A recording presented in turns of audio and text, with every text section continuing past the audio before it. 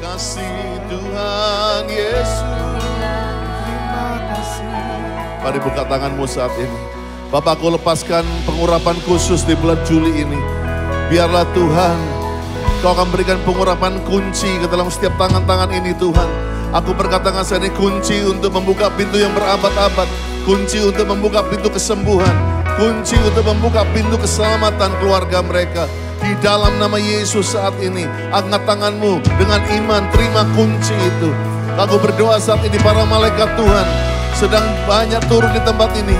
Menghantarkan kunci-kunci dari kerajaan sorga.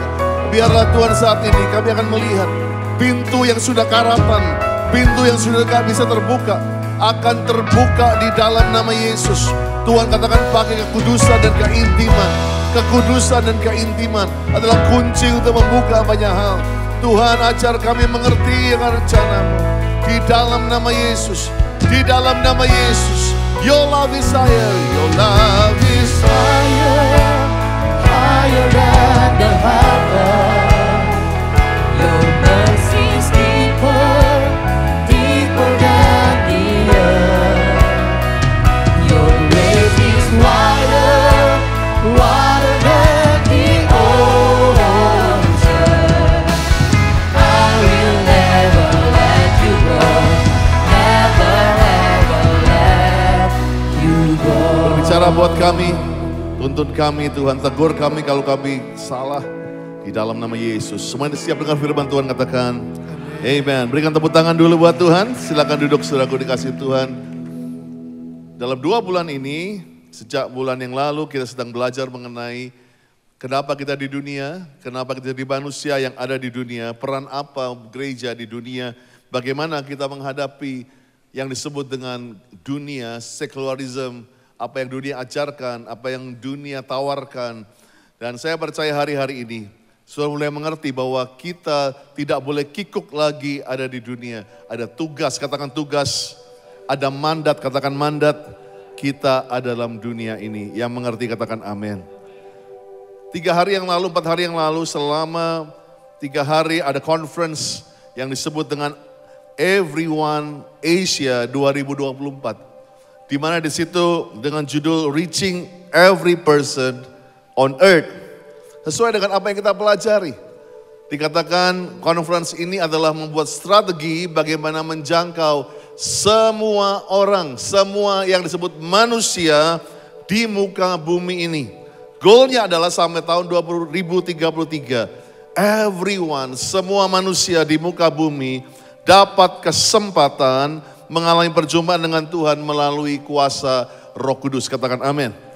Jadi sesuai dengan apa yang kita katakan, waktu kita ada melihat dunia, sikap apa yang kita lihat ke dunia, tapi jelas gereja-gereja bersatu, hampir 11.000 delegates dari 40 bangsa bersepakat bahwa sampai tahun 2033, ulang tahun gereja yang ke-2000, kita akan berdoa supaya amanat agung selesai, yaitu semua orang, bukan semua orang akan jadi orang percaya, tapi semua orang at least dapat kesempatan mendengar, mengalami perjumpaan dengan Tuhan melalui kuasa Roh Kudus. 8 miliar manusia. Kalau 8 miliar manusia seperti koin yang ditumpuk saja, maka koin itu akan tingginya 11.000 kilometer. Saya bisa lihat betapa susahnya untuk menjangkau 8 miliar manusia.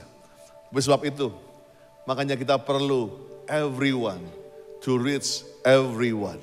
Kita perlu semua orang. Kalau cuma pendeta saja, nggak akan selesai. Kalau cuma orang yang melayani saja, tidak. Kita perlu everyone. Kita perlu teman-teman di akademi kepolisian. Kita perlu teman-teman di pemerintahan. Kita perlu teman-teman yang ada di mana saja untuk bersepakat. At least kita memperkenalkan Tuhan buat keluarga kita, buat semua orang. Yang setuju katakan amin. Judul daripada renungan hari ini adalah In, Not Of. Di dalam, tapi bukan dari. In, not of. Apa itu? Kita akan belajar hari ini. Karena seringkali orang Kristen menjadi bingung hidup di dunia. Aku di dalam dunia tapi gak mau duniawi. Gimana caranya aku gak anti dengan dunia. Seringkali kita bingung berapa jauh kami harus menjangkau orang dunia, berapa jauh kami harus love the world, berapa saleh kami harus hidup. Karena ada ayat yang berkata kamu harus hidup saleh, tapi ada jangan terlalu saleh. Ada yang cinta dunia harus tidak cinta dunia. Kita sekali bingung bagaimana menjadi orang yang Kristen di tengah dunia, yang hidup di dunia, yang masih suka makanan dunia, yang masih ketemu dan menghirup udara dunia. Gimana? Makanya seringkali orang Kristen menjadikan rapture the exit plan. Saya percaya kita semua akan diangkat dalam kemuliaan Tuhan dengan kedatangan Tuhan yang kedua kali yang disebut dengan pengangkatan atau rapture. Katakan amin. I believe on rapture. Tetapi banyak orang seringkali karena bingung tadi, jadikan rapture sebagai jalan keluar yang tercepat, yang terhemat, yang paling safe adalah rapture. Banyak orang bilang, angkat kami Tuhan. Supaya apa? Hutang kami ditinggalkan di bumi.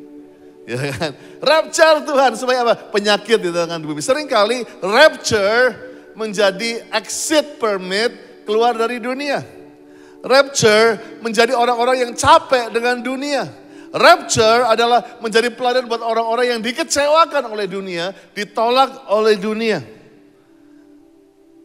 Dan seringkali orang bahkan berkata, aku harus hidup kudus supaya aku di-rapture. Saya bukan berarti kalian gak boleh hidup kudus. Tapi menjadi kudus itu bukan tujuan sebetulnya. It's not a goal. Tapi to be with the Holy One is the goal. To be holy is not the goal. But to be with the Holy One is the goal. Untuk menjadi kudus itu bukan goalnya. Tapi untuk bersama-sama dengan yang kudus. Itulah tujuannya dalam rapture itu. Seringkali orang pikir aku harus hidup kudus. Makanya kita menjadi orang yang seperti paranoid. Seperti orang yang sedikit-sedikit salah. Aduh gimana caranya. Dan akhirnya kita apa? Supaya kita di rapture ya kan. Kalau aku gak kudus nanti aku gak di rapture. Jadi orang akhirnya menjadi begitu konsentrasi menjadi kudus. Tapi sebetulnya rapture harus keluar dari hati yang berkata I want to be with the Holy One. Aku ingin menjadi di tempat yang disebut yang kudus. Yohanes 17 ayat 11 adalah landasan daripada in, not of. Yohanes 17:11, aku tidak ada lagi dalam dunia. Yesus berkata dalam doanya. Lalu mereka, kita semua, gereja Tuhan masih ada dalam dunia. You are still in the world. Aku datang kepadamu, Tuhan bilang. Ya Bapa yang kudus, pelihara mereka dalam namamu, yaitu namamu yang telah engkau berikan kepadaku. Supaya mereka menjadi satu sama seperti kita. Ayat 14, 217. Aku memberikan firmanmu kepada mereka. Dunia benci mereka karena mereka bukan dari dunia. Not of the world. Bukan dari dunia. Sama seperti aku bukan dari dunia. Mendengarkan? Aku gak minta supaya Tuhan Allah Bapa ngambil mereka dari dunia, tapi supaya Bapa melindungi mereka daripada yang jahat. Mereka bukan dari dunia, sama seperti aku bukan dari dunia. Kuduskanlah mereka dalam kebenaran, firman-Mu adalah kebenaran. Sama seperti engkau telah mengutus aku ke dalam dunia, demikian pula aku telah mengutus mereka, send them back ke dalam dunia. Aku menguduskan diriku bagi mereka, supaya mereka pun dikuduskan dalam kebenaran. Katakan amin. Yuk kita doa. Tuhan buat kami mengerti mengenai hal ini. In the world, not of the world, and send back to the world. Di dalam nama Yesus. Amin. 3 poin itulah yang akan saya jelaskan buat saudara. Yang pertama adalah in the world, not of the world, send back to the world. Yang pertama adalah kita mau tidak mau, sadar tidak sadar, bahkan Tuhan berkata kamu masih ada dalam dunia. Ada beberapa pengajaran yang begitu merasa anti dunia sampai mereka buat satu komunitas yang tidak boleh lihat TV, nggak boleh pakai electricity, dan ada beberapa kota di Amerika yang saya nggak sebutkan, ada satu beberapa pengajaran yang akhirnya mereka tidak pakai mobil engine, mereka coba pakai hewan, mereka masih bekerja secara masih 45 tahun, 10 tahun yang lalu dengan alasan supaya mereka nggak terkontaminasi dengan dunia. Mereka akhirnya mulai menanam makanan sendiri, mereka nggak mau beli apa yang dunia tanam karena nanti kalau beli dengan merek ini, odol merek ini adalah buatan antikris. Jadi mereka mulai berpikir bahwa apapun yang di dunia ini begitu jahat, sehingga mereka menjadi orang-orang yang ada dalam dunia tapi menolak dunia, sehingga mereka mulai hidup begitu rasanya sulit karena memang membuat semuanya sendiri akan begitu mahal. Itu mereka hidupi. Well, saya hargai itu karena dunia dengan segala macam hal. Yang pertama kita akan lihat adalah mengenai manusia dunia. Semua bilang manusia dunia. Kita hidup sebagai manusia dan kita hidup di tengah manusia dunia ini yang punya nilai-nilai dunia. Kita masuk ke tempat ini aja, ke dalam gedung ini, langsung waktu kamu tap, parking kamu adalah welcome to Ganara City. Lalu apa? It's shopping time. That's manusia dunia, it's shopping time. Itu nempel tuh di otak gue setiap kali, it's shopping time, shopping time. Gak worshiping time, let's change that. It's shopping time. Kalau gak belanja kayaknya gak enak di kesini begitu ya kan. But that's apa yang Paulus nasihati buat Timotius dalam suratnya kepada Timotius. Tadi saya gak ada di PowerPoint tapi 2 Timotius 3 ayat 1-5 berkata mengenai semua hal itu, mengenai manusia dunia. Ciri khas manusia dunia itu kayak apa? Di masa-masa yang sukar itu mencintai diri sendiri, menjadi hamba uang, membual, menyombongkan diri, pemfitnah, berontak terhadap orang tua, gak tahu berterima kasih, gak peduli agama, gak mau mengasihi, gak mau berdamai, suka menjelekkan orang, gak dapat memegang diri, garang, gak suka yang baik, suka mengkhianat, tidak berpikir panjang, berlagak tahu, lebih menuruti hawa nafsu daripada menuruti Allah. Mereka beribadah tapi gak percaya akan kuasa Tuhan. Itulah manusia dunia ini. Beribadah, jalankan agamanya, tapi nggak pernah percayakan kuasa Tuhan. Sehingga mereka menjadi yang disebut dengan manusia dunia. Dan kita harus hidup dengan semua ini. Sehingga pastor mau kita sekarang berani check up diri kita. Kita in the world, tapi apakah engkau sudah berubah menjadi manusia dunia ini? Yang garang, mencintai dirinya sendiri. Dimulai dengan self-lover, mencintai dirinya. Kalau gak ada untungnya buat gua gak mau. Kalau gak enak buat gua gak mau. Apa itu doa, apa itu puasa, apa itu harus bayar harga. Orang gak lagi mau pikul salib, gak mau lagi disebut sebagai ayo berkorban untuk sesama. Berkati orang lain, ampuni musuhmu, come on. Manusia dunia gak akan lakukan itu. Tapi itu yang kita hidup dengan itu. Yang kedua, kita di dalam dunia kita harus mengerti yang namanya nama dunia. Atau worldly name. Orang-orang itu nama itu adalah identitas. Semua bilang identitas. Dunia memberi identitas kepada kita. Bahkan kalau saya boleh ceritakan bagaimana ada orang-orang sekelompok anak Tuhan. Sekelompok orang-orang yang percaya sama Tuhan. Mereka harus ada di dunia. Tapi gak boleh jadi bagian dari dunia, bahkan menjadi dampak bagi dunia. Gak ada yang lebih baik, contohnya adalah Daniel, Sadra, Mesa, Abednego, orang-orang yang ada di Babel. Ini Babel adalah the center of the world pada waktu itu. Babel bukanlah pusat keagamaan, bukanlah tanah suci, tapi Babel adalah pusat dari dunia, di atas segala dunia, yang disebut apapun duniawi, yang disebut dengan apapun yang rasanya mentok dosanya, itu ada di Babel. Tapi kita lihat hari-hari ini, Tuhan izinkan, semua bilang izinkan, Tuhan izinkan ada anak-anak Tuhan yang ada di Babel, bukan cuma kerja di Babel, tapi mereka berdampak, merubah, dan mentransform Babel.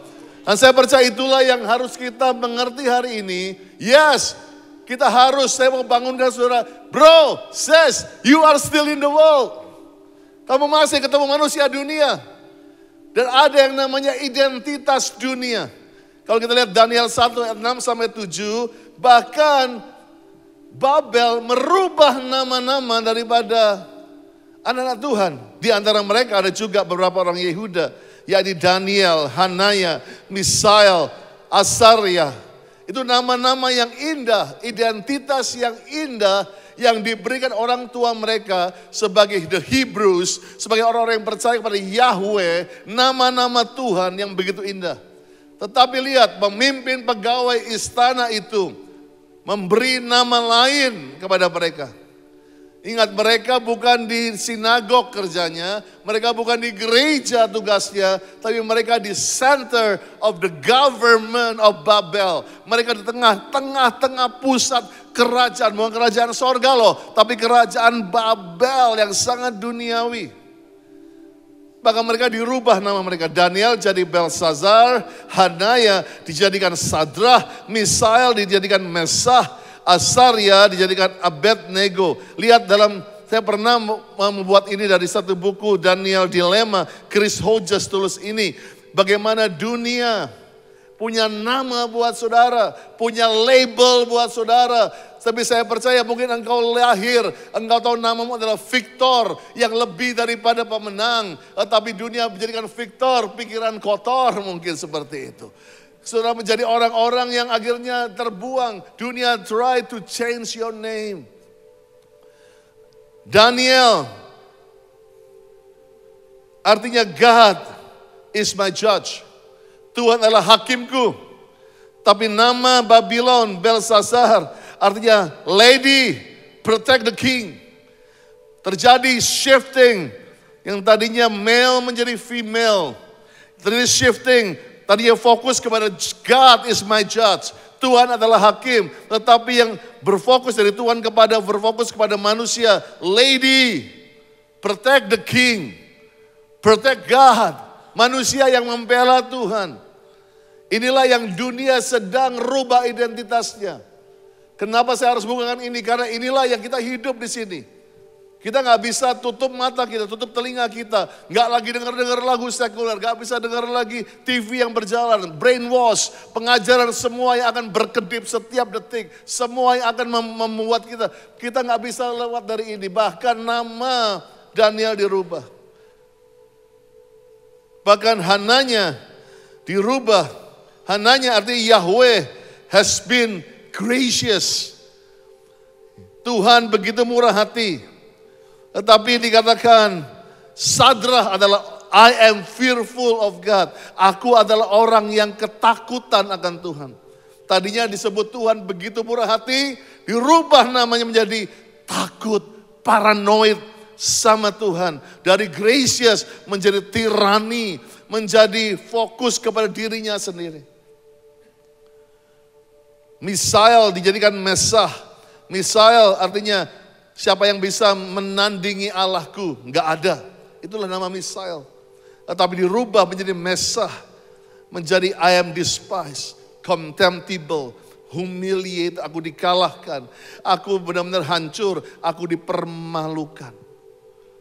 Tadinya fokus kepada Tuhan. Menjadi fokus pada dirinya. Confidence menjadi ketakutan. Asaria. Dan artinya Yahweh has helped. Tuhan menolong. Dirubah menjadi Abednego. The servant of Nebo. The servant of man.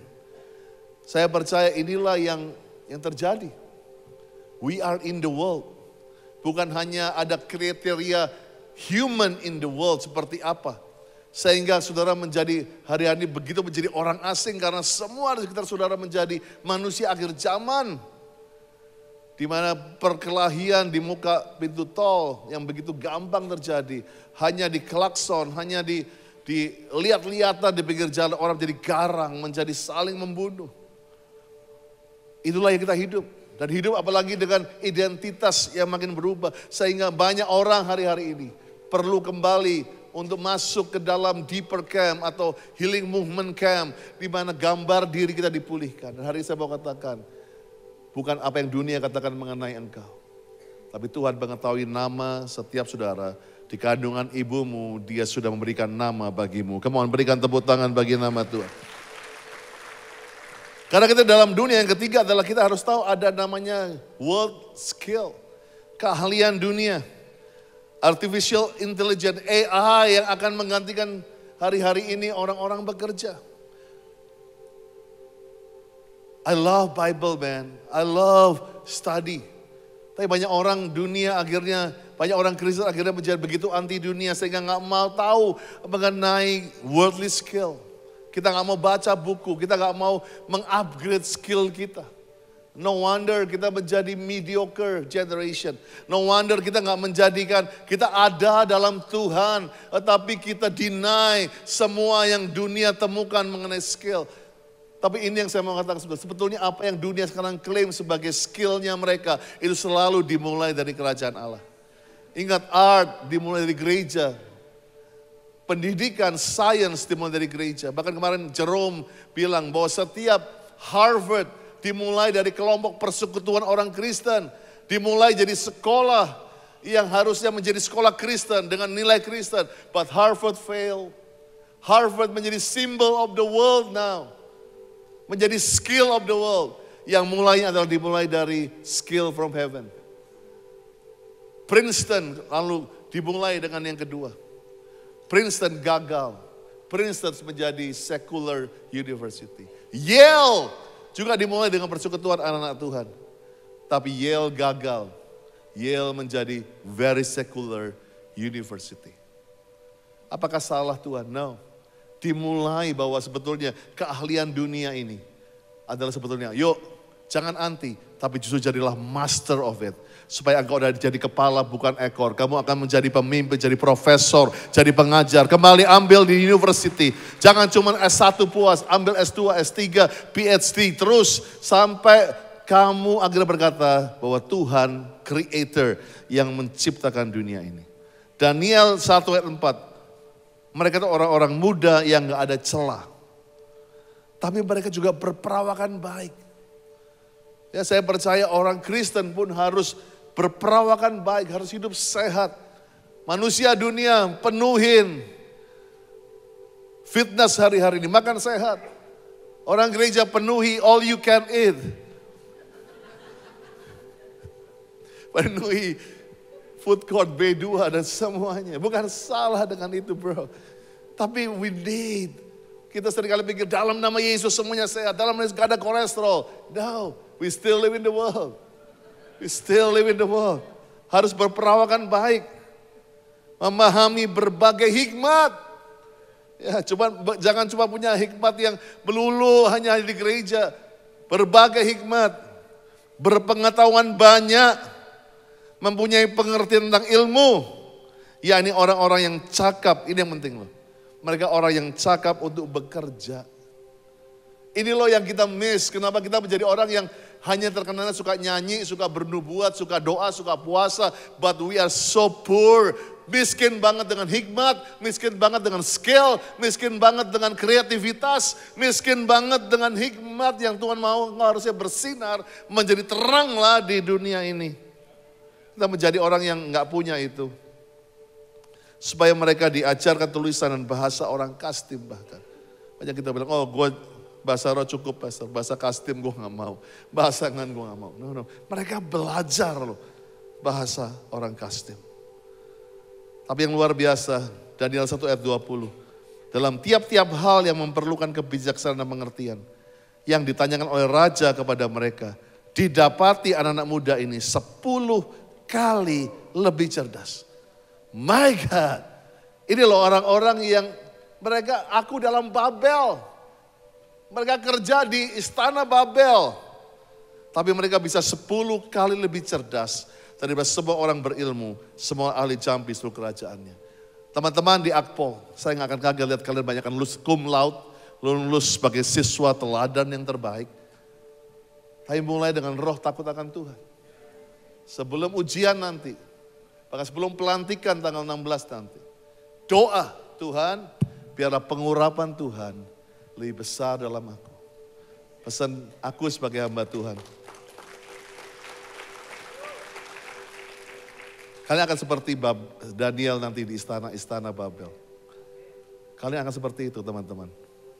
Tuhan akan kasihkan bahwa kalian jadi orang yang cakap, yang akan ada di sebelah presiden mungkin. Di sebelah jenderal-jenderal. Bahkan, who knows, one of you akan jadi presiden suatu hari. Tapi ingat di situ, kamu di dalam dunia, betul. Tapi pasti belum selesai. Ada yang kedua di sini adalah you are not of the world. Kamu bukan dari dunia. Tapi kesalahan gereja adalah being not of the world, menjadi not of the world, menjadi destinasi. Padahal harusnya not of the world menjadi a starting place.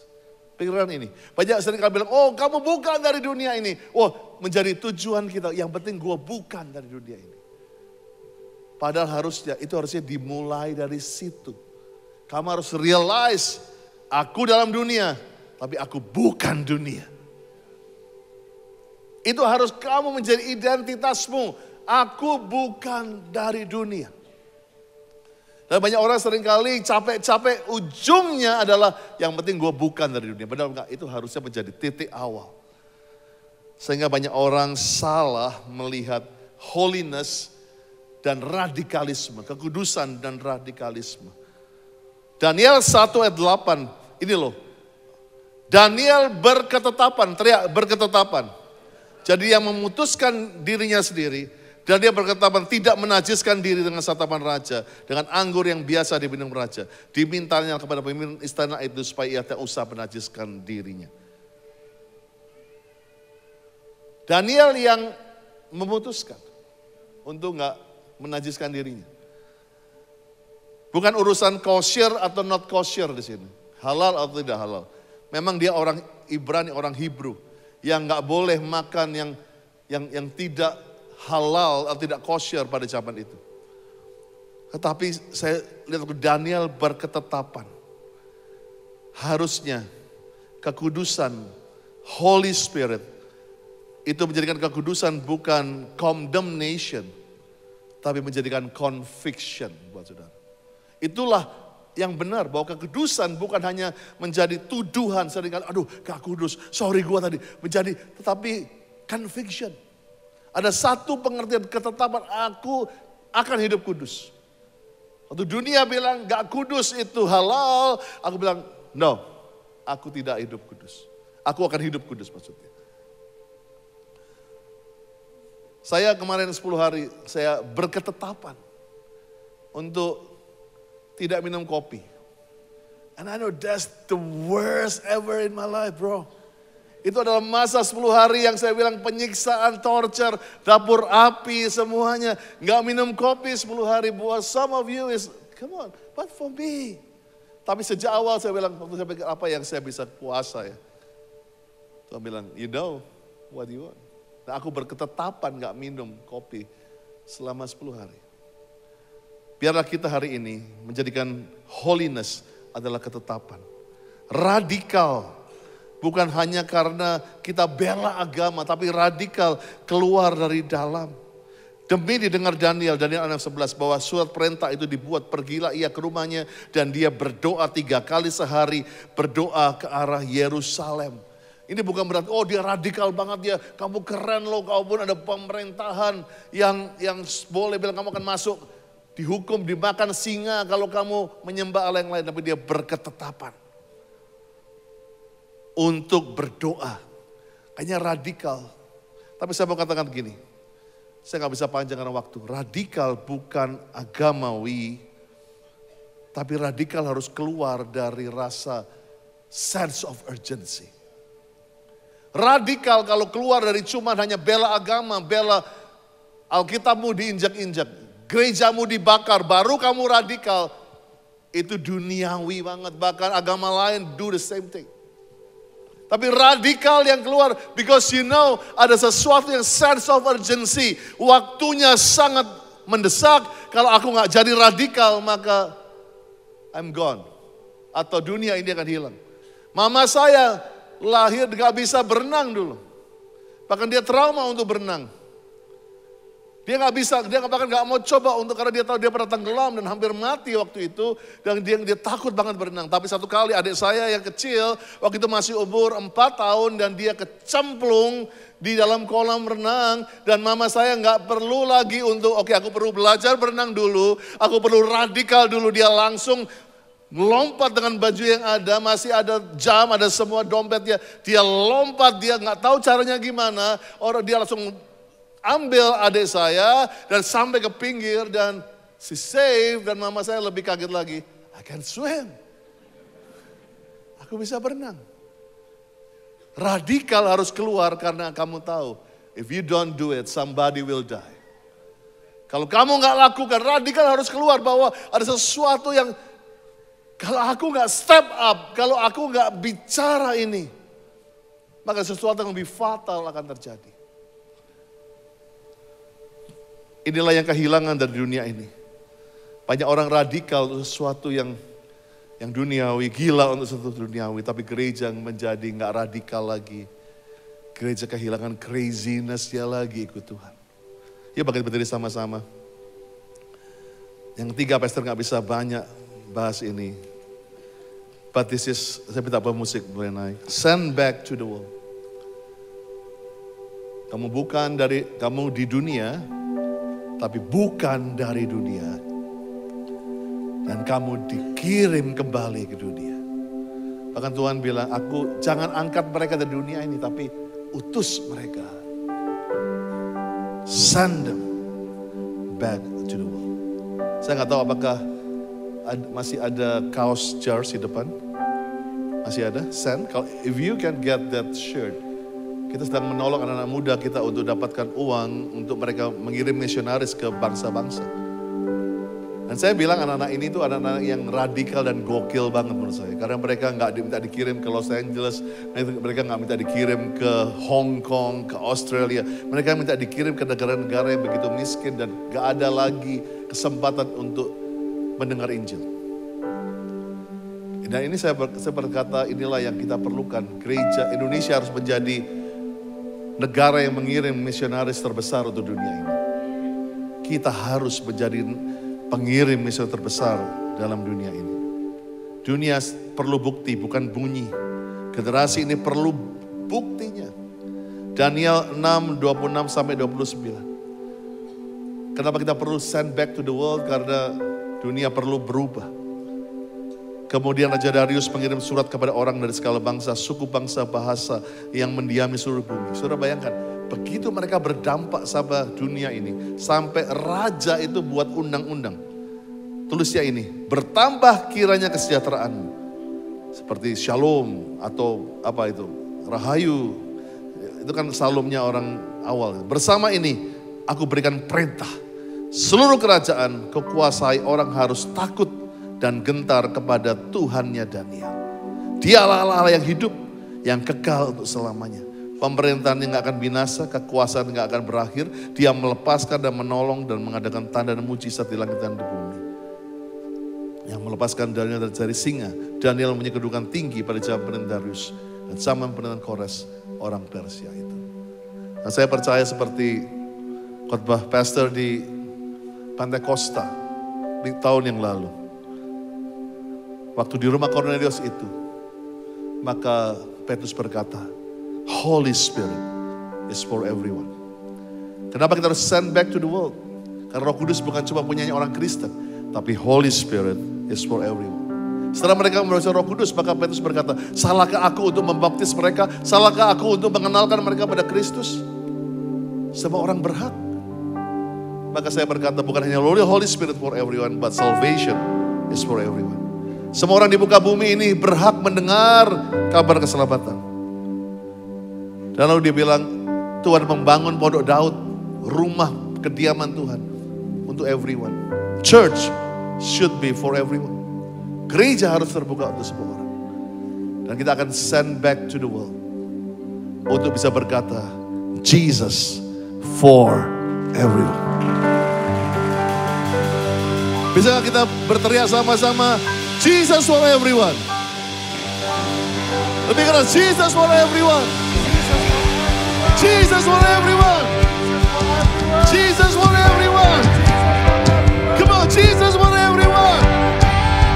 kanan, Jesus for everyone. Jesus for everyone. Jesus for everyone. Jesus for everyone. Jesus for everyone. Jesus for everyone. Come on. Jesus for everyone. Lagi. Jesus for Jesus. Jesus for everyone. Jesus for everyone. Jesus for everyone. Jesus for everyone. Jesus for everyone. Jesus for everyone. Kemenanganku. Kemenanganku. Ada dalammu. Takkanku ragu. Kau bersamaku. Lagi kemenanganku. Kemenanganku. Kemenangan. Kemenanganku. Ada dalamku. Ada dalammu. Takkan aku ragu. Takkanku ragu. Kau bersamaku. Jesus. Jesus for everyone. Jesus for everyone. Jesus for everyone. Jesus for everyone. Jesus for everyone. Jesus for everyone. Jesus for everyone. Jesus for Jesus for everyone. Jesus for everyone. Oh. Jesus for everyone. Stand back to the wall. Jesus for everyone. Jesus Sekali lagi, Jesus for everyone.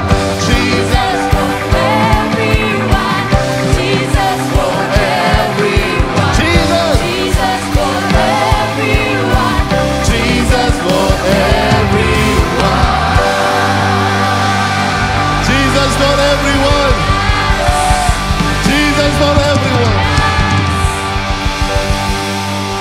Waktu saya dengar lagu ini, Pak Niko meledak. Karena saya percaya di sense of urgency. Bahwa radikalisme kita bukan mengenai agama. But we have to challenge ourselves. Untuk menyelesaikan amanat agung sampai 2033. Saya nggak bicara radikalisme di sini. Tapi saya bicara tantang dirimu. The sense of urgency. Your generation is dying. Tenggelam di kolam itu. Apa kita hanya duduk dan menyaksikan, apa kita will jump and save them. Tuhan terima kasih. Kami dalam dunia. Bukan dari dunia. Tapi dikirim kepada dunia. Jesus is for everyone. Come on, berikan tepuk tangan buat Tuhan.